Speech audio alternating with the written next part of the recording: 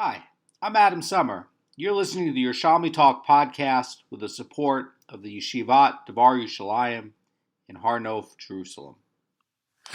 This is Demai, Chapter 1, Halacha 1, and we are going to be starting off with really something that you wouldn't have expected in Demai. I wouldn't have expected this, but Rebbe has an order for how this is going to be organized. And we saw this in Shvius as well. In chapter 1, it's talking about fields of trees. Fields of trees are not nearly as common as fields of grain. Yet, chapter 1 is about fields of trees, and chapter 2 is about fields of grain. And then you say, why would Rebbe organize this like this, right? This is not that common. You would think that he would have put what's generally done in common first, but he doesn't. Why? Because in the case of fields of trees, some of the work that you are doing up until Shavuot is going to be just to benefit the 6th year's produce, and it has nothing at all to do with preparing the land for the 7th year. So it's like doesn't even get into what the Masechet could be talking about, right? It's totally permitted, and it's not even thinking about something that would break Shvius or prepare the land for work on the Shvius year. This is going to be something similar, right? We're going to start off talking about produce that is going to be where it's going to be exempt from tithes. And we're getting into this category of these wild plants. Now, the Torah talks about 3 things in terms of separations. It's talking about grain, olive oil, and wine. So here we're going to be talking about these lenient species for Demai. Why? Because like we saw in Masechet Shvius, these are going to be growing out in the forest. These are not garden variety vegetables. They're lower quality. And there was a ruling that these lower quality vegetables that are going to be wild and in the forest don't contract tuma because it's not regarded as food, and only in a serious like starvation or stress where you might have less food available, so you're going to start looking for these wild varieties in the Jerusalem forest and the Jerusalem hills. Only then, like in the Shvius year, are you going to start to consider this because it's not being grown in a garden. So we're starting off here with produce that's going to be exempt from the laws of Demai. That's really kind of surprising. But nonetheless, this is what Rabbi thinks. And I think that it's going to be a similar reason like we saw in Masechet Shvius. The Mishnah starts and it says, the following are lenient species with regard to Demai laws. And again, these are going to be talking about inferior quality things. They're not normally grown in a garden. They're just generally foraged for. And so it's taking a lenient view on Demai for these particular products. And also, another thing is going to be that you should look at these as basically being hefker. In the Shvius year, you can go out to the Jerusalem forest and you can just pick these things up, and it's considered to be hefker. And so too over here, we know that hefker produce generally is exempt from tithes. And so too here, you're talking about foraged wild produce that's really lower quality than something that you would be growing from a cultivated variety in a garden. So the following are lenient species with regards to Demai. One is going to be the shisin. The shisin is going to be a special type of wild fig. These are going to be lower quality figs.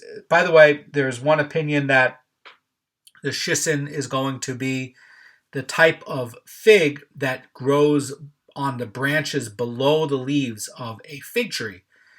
So when you go walking through the Jerusalem forest, you will see fig trees all over the place. And you will see one fig that grows out of the branch, and then a little bit up the branch, another fig. And then you'll see the leaves, and then you'll see a cluster of figs. So in the halacha, the shisin is going to be this lower quality fig that's going to be growing along the branches. It doesn't grow in clusters. And it's going to be growing in two stages. One is going to be this earlier stage that grows along the branch, which is a lower quality fig, but still edible. And then it's going to be this higher quality cluster that's going to be growing above the leaves. So the ones that are going to be below the leaves, these are going to be the shisin, and these are going to be these lower quality figs. And generally, you wouldn't even use this for sale, but it's still edible.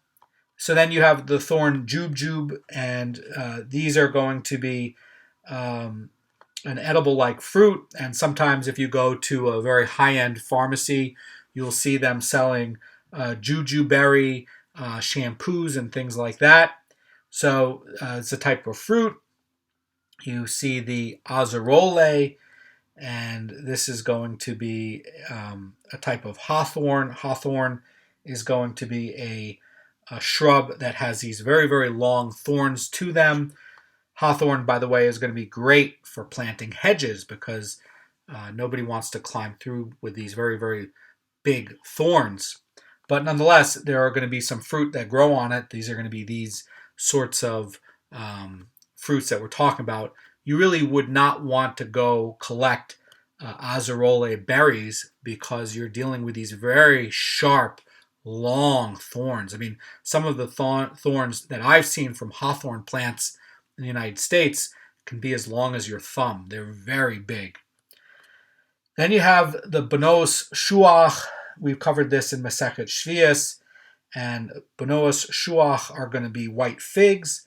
And generally, the white figs are going to grow in a 3-year interval of time. It takes, for one crop, it takes 3 years to grow for the white figs. And sometimes they will designate on the Benos Shuach like with ribbons around it, so they'll know which season for tithes for Meiser Sheni or Meiser Ini or for Shvius.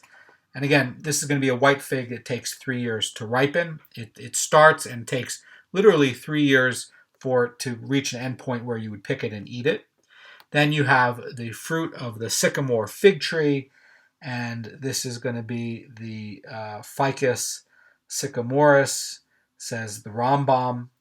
And this is could be a type of hybrid, says the Rosh in his commentary in the Mishnah, where they've bred a fig tree crossed with a chestnut tree, although in modern biology I don't know how that's possible, but they're talking about maybe like what the Rambam's talking about, where it's going to be like this like fig-like fruit from a sycamore tree that grows in this area.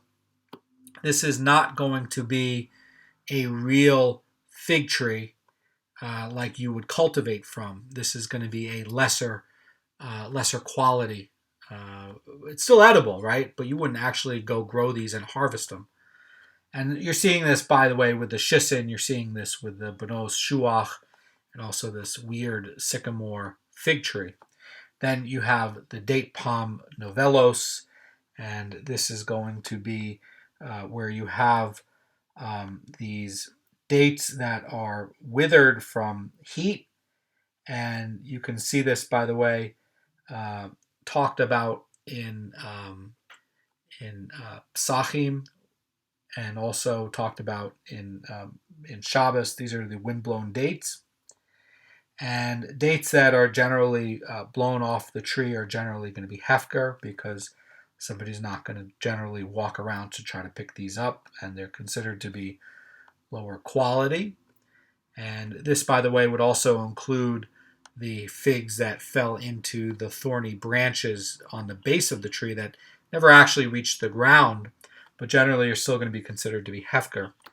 Then you're going to get into fennel, and I want to point out that fennel, actually, when you walk around Jerusalem Hills, there is fennel all over the place. I mean, it is everywhere. Everywhere in Har Nof, you can find fennel growing wildly everywhere. And this is going to be something that is generally not, it's just hefker. I mean, you walk outside and you can pick fennel very easily. It's very readily available. The caper is going to be like the same. It is very, very readily available in the Jerusalem Hills. And, when I walk to the yeshiva here in Har Nof, I see caper growing all the time. And actually, I was thinking about maybe collecting some and curing some of the berries, because you can make some nice fish dishes with it. But anyway, it's generally considered to be hefker. And then they're going to continue, and it's going to say, and in Judea, one may be lenient with respect to the following foods. That's going to be Tanner's sumac. This, by the way, is going to be the sumac that's growing here in the wilderness. And it was used for a dye. We talked about this in Masechet Shvius, where they used to use the roots of the sumac for a dye for animals.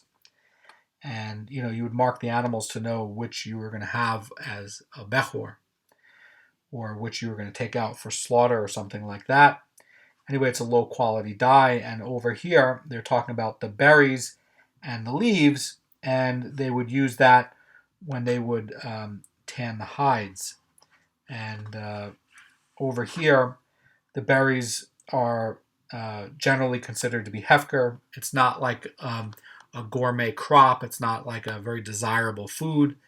And it's really not, people don't really have much regard for it. So it's going to be like the fennel, like you walk around and it's just there, and it's not a big deal, and people don't really like it very much, and it's it's there, but people are going to use it to tan, and the tanning leather process.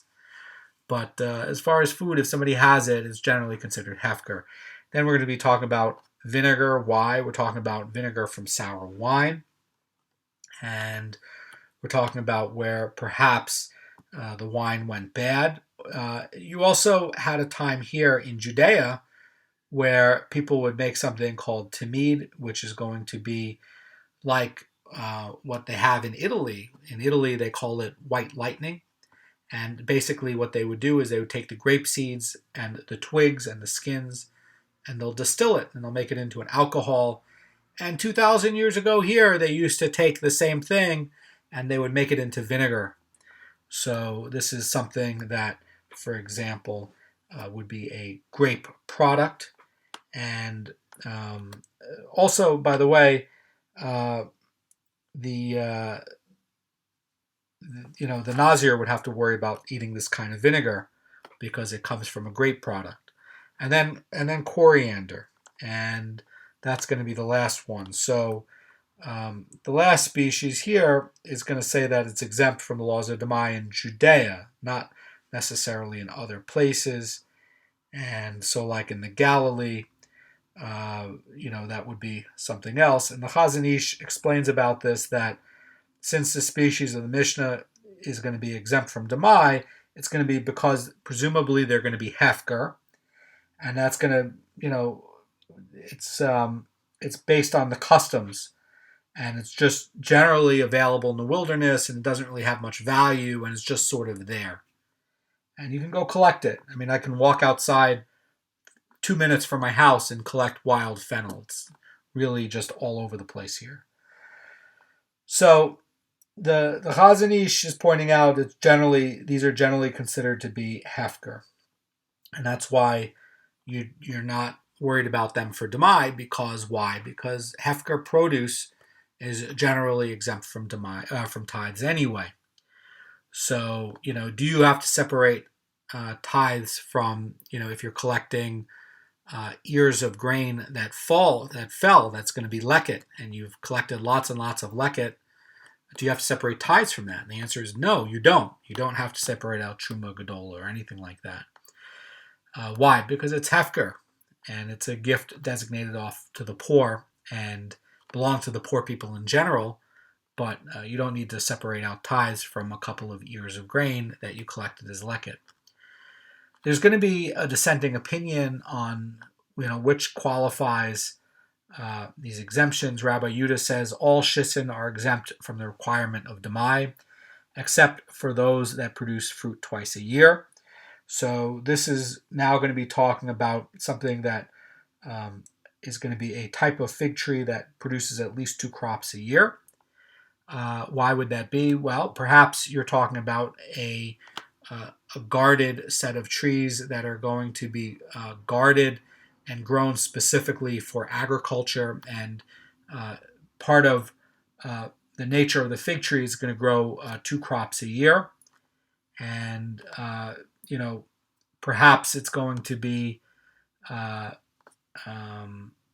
except for these kinds of trees, because perhaps in the timing of these kinds of trees, somebody would collect the shisin along with the trees that are going to be above the leaves and put it together into a pile.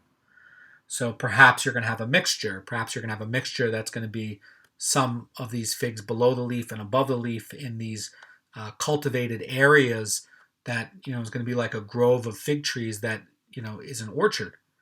And so if you walk through the Jerusalem forest and you find these, shisin below the leaves just in the wild and you eat them, you don't need to tithe them because they're considered to be hefker and lower quality. But in the case of an orchard that is grown there for economic purpose, that is going to be a different reason, says Rabbi Yehuda. And you know that for these trees that produce fruit twice a year, these are going to be cultivated fig trees. So he continues, he says, all thorn jujubes are exempt except for the thorn jujube of Shikmona. And Shikmona is a place, some people say this is an area around Haifa. And then we're going to get into why. And then the Mishnah continues and says, all the fruit of the sycamore fig tree are exempt except for those that ripen on the tree until they crack. And Rabbi Yehuda is holding that he's, listing superior quality fruit that are going to be cultivated in privately owned orchards. And unlike related species of produce that cannot be assumed to be coming from hefker in the wild, he's trying to point out that there could be more valuable fruit in an area that people have more regard for. And so then these like figs that are growing below the leaf are going to be part of an economic cycle for an orchard, and people are going to change the status and the regard for it. That's going to be the idea of Rabbi Yehuda. So the Gemara is going to start off, and we're going to explain why we're lenient on these species. Rabbi Yochanan says, since most of the fruit of these species come only from the state of hefker, and the produce that is hefker and ownerless is going to be exempt from tithing. And the sages, therefore, listed them as lenient. So, again, why is it that, Rebbe is organizing the Mishnah this way where, this is the Mishnah for Demai, chapter 1, halacha 1. Why? Because we're talking about fruit that comes from hefker things. And the hefker things are not yet subject to Demai. And so later on, we're going to be getting into the laws of what is going to be actual that you have to separate Demai on. These are going to be things that are going to be lower quality and not regarded as economically significant enough to separate out. It's going to be considered, because of this lower status produce, this lower quality produce, it's going to be considered to be gathered in a state of hefker and not yet subject to the laws. And that's why, Rebbe's putting this at the start. There's going to be a dissenting view, of course. Rabbi Shimon ben Lakish says that the sages of the Mishnah taught that the fruits of these species are exempt from tithing only when they are demai.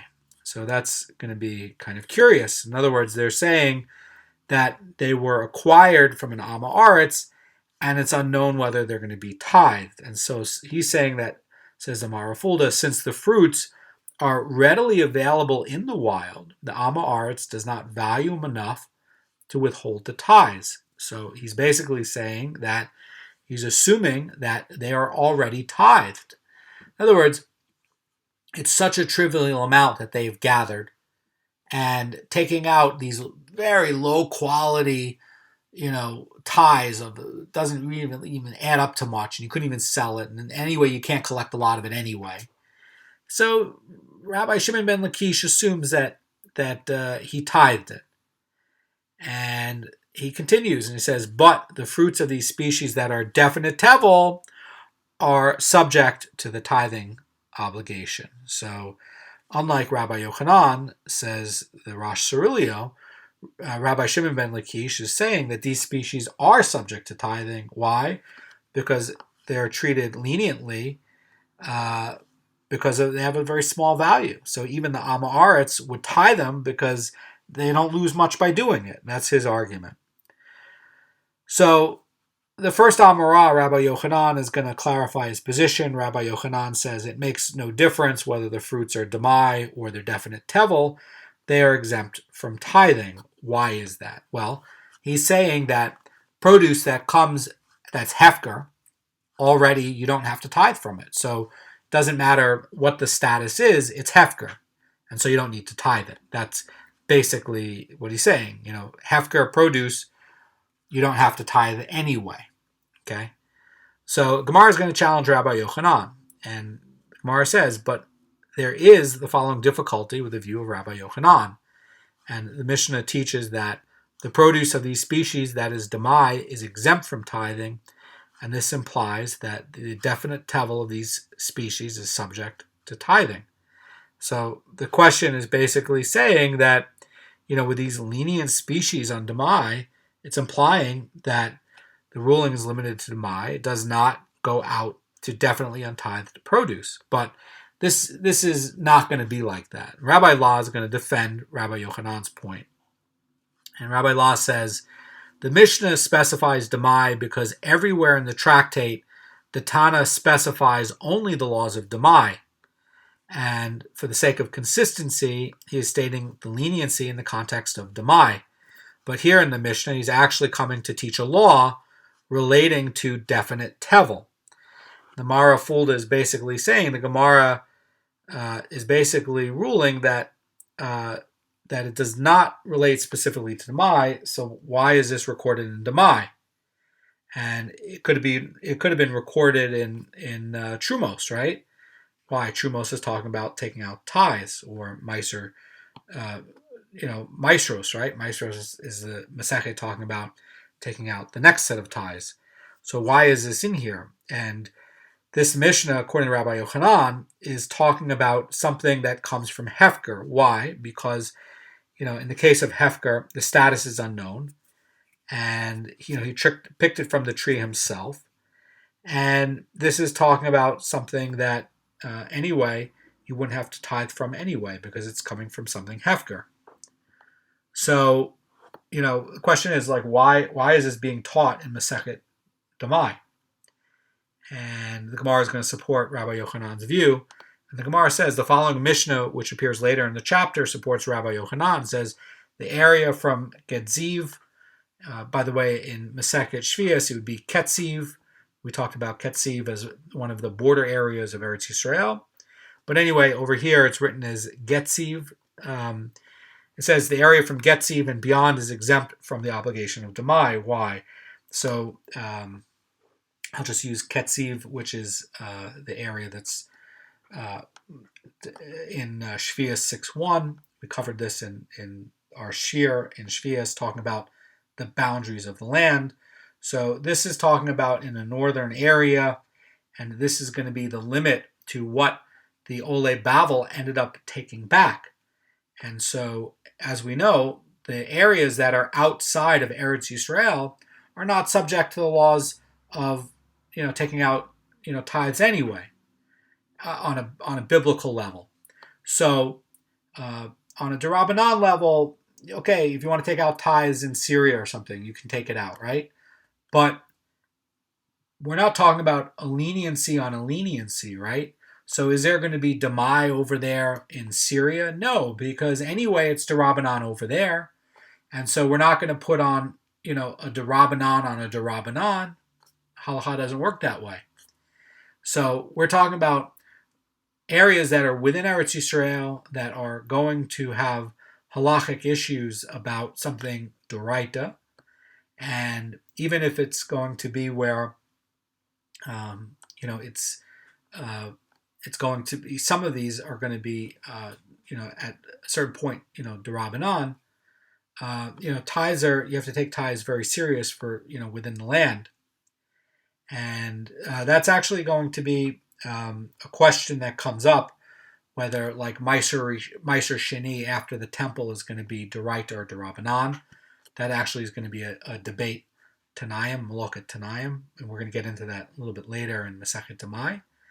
But just for the sake of keeping it simple, basically within the land of what Ole Bavel took, you have to keep Demai, and outside of it, you don't.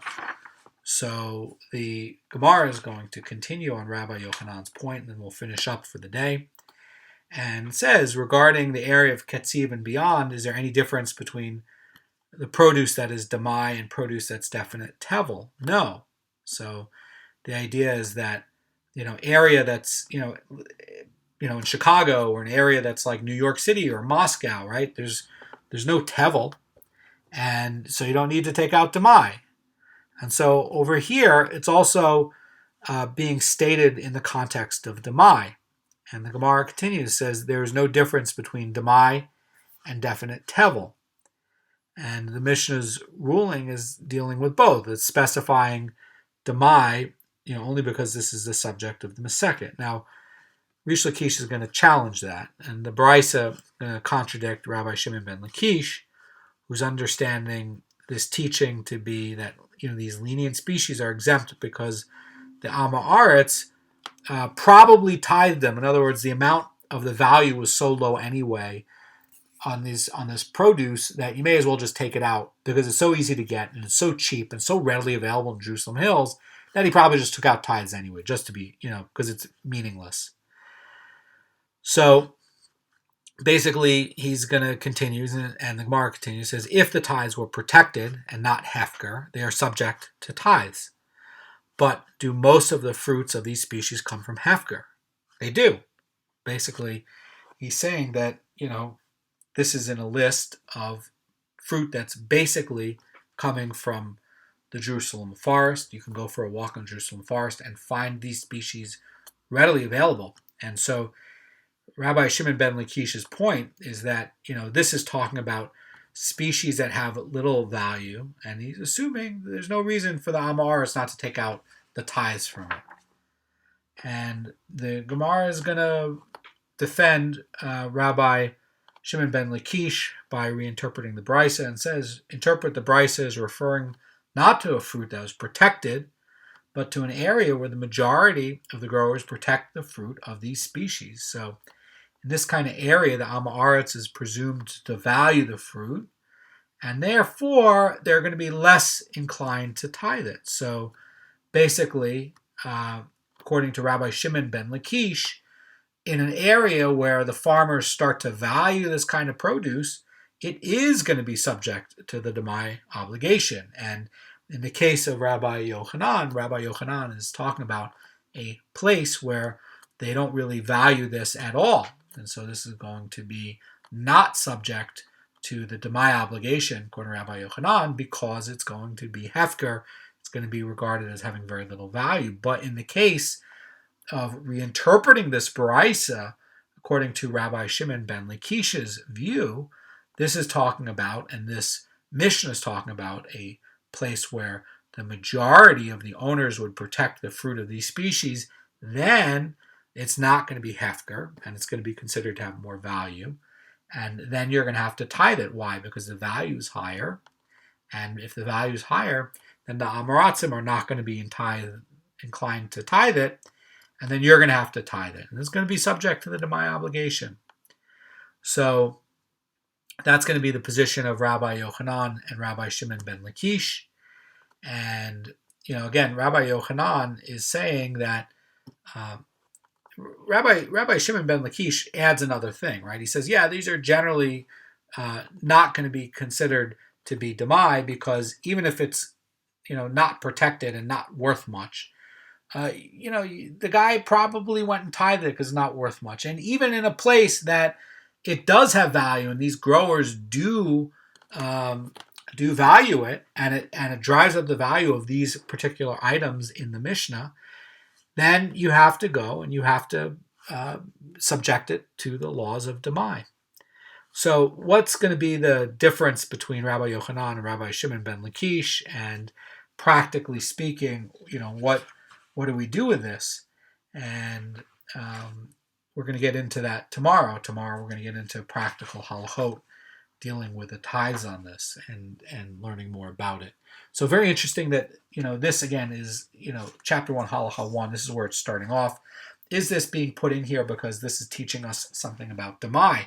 Is this teaching us something about the tithes?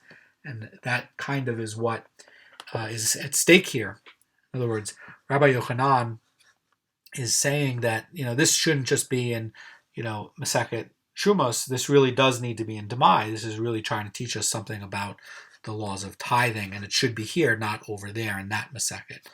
And I think that's what is going to come up tomorrow. So have a great day.